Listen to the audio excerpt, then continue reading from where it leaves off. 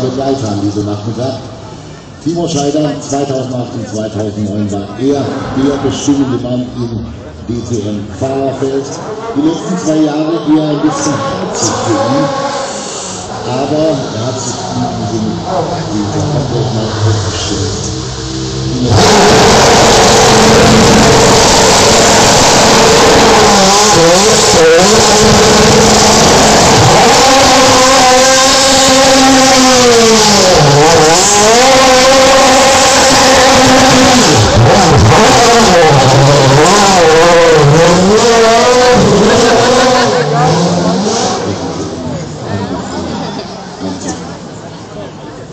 Also bei mir nicht.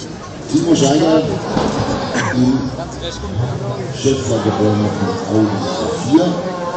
Das sind in der Pressenteilung der Audi A4 steht. Nur so seit einem Wochenende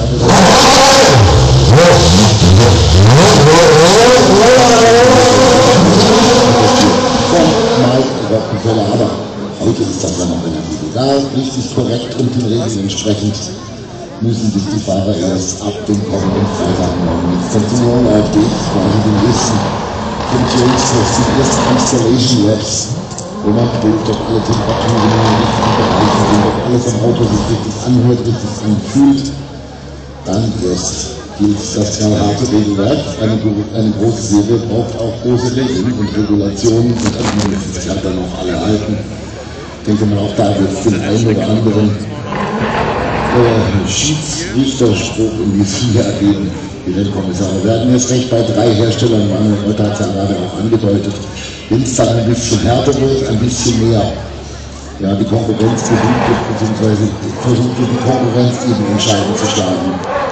Und auch bestimmt auch mal das eine oder andere Vorgehen sein, dass die Rennkommissare besonders schön durchdrehen in den Reifensatz. Brachial vernichten, selber Timo Scheider. Jetzt, meine Damen und Herren, riecht's mal richtig nach Rennsport hier. Riecht's richtig nach Turboladen, riecht's nach DTM.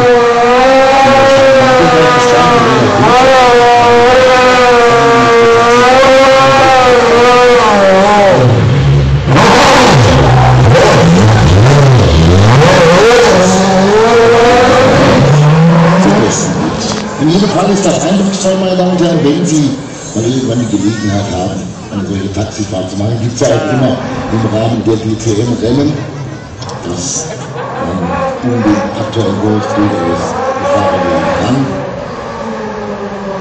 Das ist immer eine sehr eindrucksvolle Geschichte. Ich selbst habe das natürlich auch. Wenn ich sage, da hat man schon so ein bisschen das Gefühl, als würden sich die Grenzen der Physik